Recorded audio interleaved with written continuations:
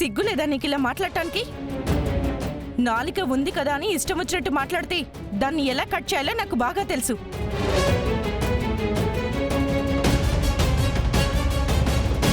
కెలికి కెలికి పాత కథలు తీసి మీరు ఎన్ని కొత్త గొడవలు పడుతూ ఉంటారో అంత మంచిది నాకు. నిత్య, అతన్ని తాకొద్దమ్మా. అతని గుణం ఎలాంటిదో మనకి తెలుసు కదా. బురద మీద ఎవరన్నా రాయి విసురుతారా? ఎందుకంటే ఆ బురద నా చెల్లెలి పేరుకి కలంకం తేవాలని చూస్తుంది.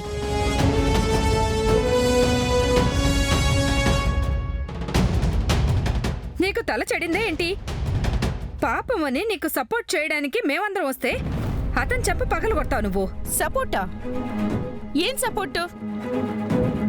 నా చెల్లెల్ని అవమానిస్తుంటే దాన్ని మీరు నాకు చేస్తున్న సపోర్ట్ అనుకోవాలా?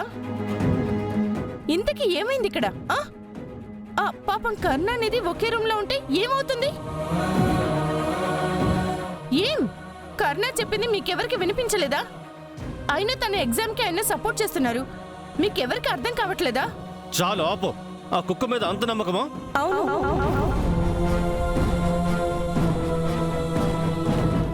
కర్ణ మీద నాకు కొండంత నమ్మకం ఉంది. ఆయన ఎప్పుడూ అబద్ధం చెప్పరన్న నమ్మకం నాకుంది.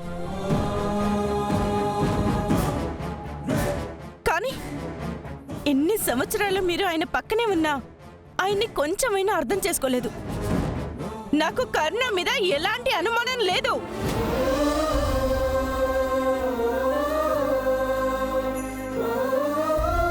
అలా ఒకవేళ కర్ణ నిధి మధ్యలో ఏమైనా ఉంటే వాళ్ళు ఇన్ని రోజులు దాన్ని దాచిపెట్టి మన ముందు నాటకం ఆడాల్సిన అవసరం లేదు. అదంతా అప్పుడే చెప్పుండేవారు.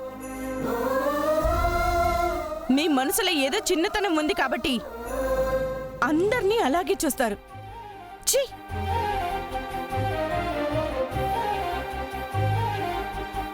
అలాగే ఇంకొక విషయం, నిధికి కర్ణతో గాని ఇంకెవరితో గాని టైం పాస్ చేయాల్సిన అవసరం లేదు.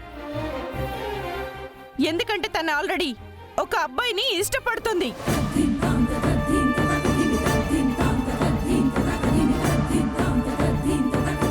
అతనితో కలిసి జీవితాన్ని నిర్మించుకోవాలని కలలు కంటుంది.